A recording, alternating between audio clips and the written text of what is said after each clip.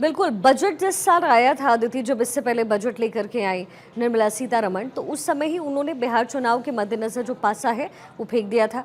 मखाना board बनाने की बात कही गई, किस तरीके से कोसी के क्षेत्र में जो बदलाव, जो अमेंडमेंट किए जाएंगे, जो डेवलपमेंट किए जाएंगे, इसका जिक्र हुआ। एक तरीके से जो तैयारी है बीजेपी की बिहार चुनाव को लेकर के, ये उस समय बजट सत्र के दौरान देखने को मिला। लेकिन चूंकि चुनाव अभी बहुत नज़दीक है अदिति, इसलिए जाहिर है इससे बीजेपी यहाँ भी कनेक्ट करके ज़रूर देखेगी।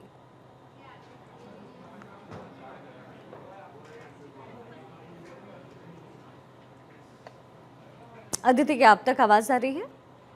शिखा, आपकी आवाज ब्रेक हो रही है। जी अदिति, अभी आ रही है मेरी आवाज? जी, मेरा सवाल अदिति ये है कि बिहार चुनाव चूंकि पास है, तो जाहिर है बीजेपी अभी इस सत्र का लाभ भी उस बिहार चुनाव को भुनाने के लिए उठाएगी, तो इसको लेकर के भी कोई ना कोई रणनीति इस समय बीजेपी के अंदर खाने बन रही होगी।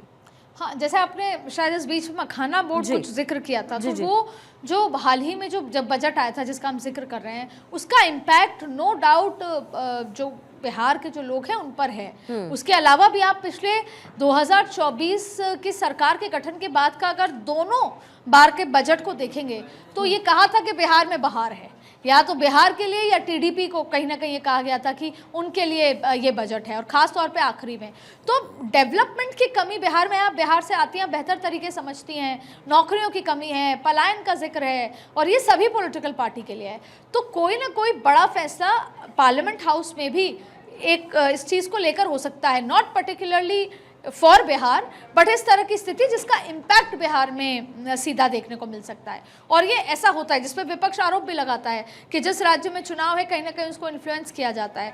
तो आप देखें कि जब पंजाब के चुनाव थे उससे पहले देखिए एमएसपी को लेकर इस बार भी बिल है, इस बार भी जन कल्याण को लेकर बिल की बात है, लेकिन कई बार सीधा सीधा इम्पैक्ट डायरेक्ट किया जाता है। और आपने देखा होगा राहुल गांधी, विपक्ष भी अपनी राजनीति ओबीसी एससी को लेकर 2024 से पहले भी कर रहे थे, 2024 के बाद भी। तो कहीं ना कहीं जो आने वाले चुनाव होते हैं उनको देखकर राजनीतिक पिच सेट की जाती है। तो इसमें कोई दो राय नहीं कि बीजेपी भी करेगी और विपक्ष भी करेगा।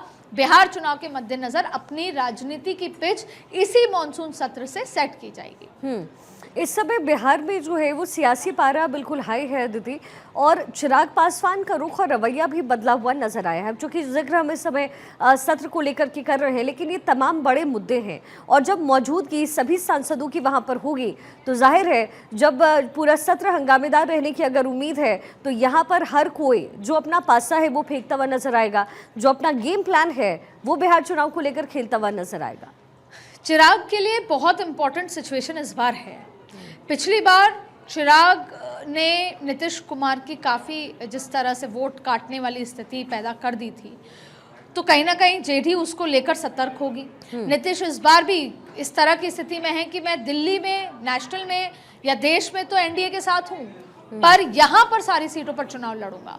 और आप देखिए कि किसी भी चुनाव में जो सबसे डिफिकल्ट बात है अलायंस की, वो टिकट वितरण होता है। तो अब मांझी को भी टिकट वितरण में कितनी सीटें मिलती हैं? चिराग पासवान तो बहुत कॉन्फिडेंट है कि मैं 5/5, मतलब मैं 100% मैंने मेरा स्ट्राइक रेट रहा है लोकसभा में, तो कम से कम 30 से 38 सीटें मैं लड़ूं। भारतीय जनता पार्टी 100 से ज़्यादा सीटों पे लड़ेगी लड़ेगी, और जेडीयू हमेशा उतनी ही सीटों पे लड़ती है, एक आधा ऊपर नीचे होती है। तो अब ऐसी स्थिति में कौन एडजस्ट करेगा, यह आसान नहीं होता। तो ये भी बॉडी लैंग्वेज और बयानों का पिच तय करेगी कि किस तरीके से इस बार कहाँ पे। इसीलिए भारतीय जनता पार्टी पहले कह चुकी थी कि हम एनडीए में बिहार के सिनेरियो में अब किसी और पार्टी को साथ में अलायंस में नहीं करेंगे। तो जब चिराग पासवान वैसे भी अलग अंदाज में पार्लियामेंट आते हैं, सर्दियां होती हैं तो शॉल पहन के आते हैं, अदरवाइज वो एक अलग अंदाज में आते हैं, कहीं ना कहीं स्टेटमेंट के लिहाज से आते हैं।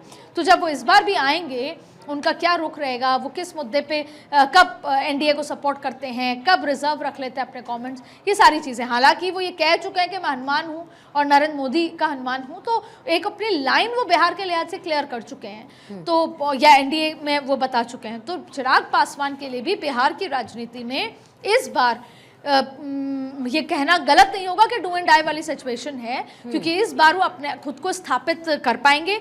या वैसी स्थिति रहेगी कि 5 सीटें, 7 सीटें, 10 सीटें, 12 सीटें, 25 सीटें वाली स्थिति, क्योंकि वो अपने आप को बहुत लंबे लिहाज से देखते हैं, अपने पिताजी की राजनीतिक विरासत के लिहाज से बहुत आगे देखते हैं। तो ये भी बहुत महत्वपूर्ण रहेगा। मांझी किस तरीके से उनकी बॉडी लैंग्वेज रहती है, वो तो दिल्ली में भी टिकट मांग रहे थे, उनको नहीं मिली, तो वो बिहार से क्या एक्सपेक्ट करते हैं, ये तमाम चीज़ें बेहद खास रहने वाली हैं। जी अदिति, विपक्ष हमेशा ही मणिपुर के मुद्दे को लेकर के सरकार को घेरता रहा है। जो कुछ भी मणिपुर में हुआ उसके बाद सरकार हमेशा विपक्ष के निशाने पर रही, लेकिन अब जब मणिपुर जीएसटी संशोधन बिल लाया जा रहा है तो जाहिर है ये मणिपुर का नाम आते ही विपक्ष पहले से ही सरकार को आड़े हाथों लेते हुए दिखेगा। इसकी काट क्या बीजेपी ने ढूंढी होगी? देखिए, हर 6 महीने में, अभी राष्ट्रपति शासन ने हर 6 महीने में उस पर पार्लियामेंट के अंदर उस पर वापस से अप्रूवल लिया जाता है। आप देखिए, Manipur goods and services tax amendment bill 2025, मेरे हाथ में उसके कागज़ हैं फ़ोन में, मैं आपको पढ़ के बता देती हूँ। देखिए, मणिपुर की जीएसटी व्यवस्था में राज्य की आवश्यकता के अनुसार कुछ और दरें और प्रशासनिक प्रावधानों में संशोधन है। जीएसटी संग्रह में पारदर्शिता और राज्य के राजस्व में सुधार की बात के लिए ये बिल लाया जा रहा है। जीएसटी परिषद में हालिया निर्णय को लागू करने के लिए आवश्यक संशोधन होंगे।